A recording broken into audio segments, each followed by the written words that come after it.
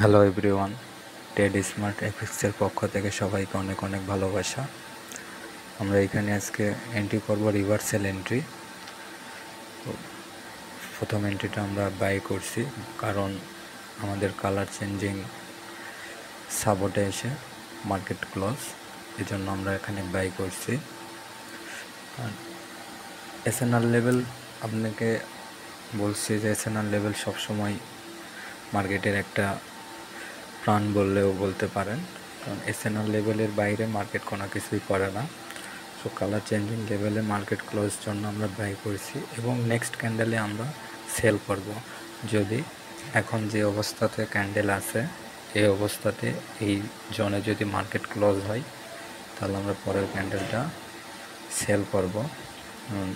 ওটাও আমাদের একটা কালার চেঞ্জিং লেভেল এবং স্ট্রং এসএনআর, এটা আমি আগের থেকে ড্রয়িং করে রাখছি। আপনাদেরকে অবশ্যই স্ট্রং এসএনআর সম্পর্কে আমি ভিডিও দিব।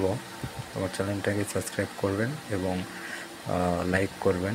যদি বেশি বেশি লাইক পড়ে তাহলে আমি এবং কমেন্ট পড়ে তাহলে আমি অবশ্যই স্ট্রং এসএনআরের একটা ভিডিও আপনাদেরকে শেয়ার করব, যে স্ট্রং এসএনআর আর উইক এসএনআর আপনারা কীভাবে বুঝবেন কোনটা স্ট্রং কোনটা উইক এসএনআর।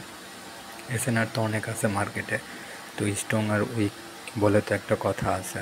যেমন এইখানে আমরা পরপর দুইটা রিভার্সাল এন্ট্রি করছি, হয়তো আপনারা অনেকে এখানে বাই ক্যান্ডেল আসার পরে আর একটা ক্যান্ডেলও বাই করতে পারেন, বাট আমি এখানে বাই না করে সেল করছি। কারণ ফার্স্টে যখন সেল ক্যান্ডেল এসে আমার কালার চেঞ্জিং লেভেলে ক্যান্ডেল বডি ক্লোজ করছে, তারপরে আমরা বাই করছি এবং পরে বাই করার পরে বাই ক্যান্ডেলটাও আমাদের সেম স্ট্রং এসএনআর বা কালার চেঞ্জিং লেভেলে সে ক্যান্ডেল বডি ক্লোজ করাতে আমরা এখানে সেল করছি।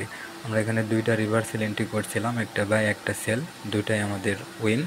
তো আপনারা কমেন্ট করে জানাবেন যে আপনারা কি স্ট্রং এসএনআর লেভেল ড্রয়িং করার কোনো ভিডিও চান কি না।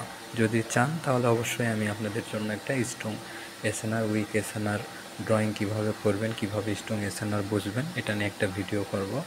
আর ভিডিওটা যদি ভালো লাগে অবশ্যই লাইক কমেন্ট অ্যান্ড শেয়ার করবেন, চ্যানেলটা সাবস্ক্রাইব করে রাখবেন। ধন্যবাদ সবাইকে।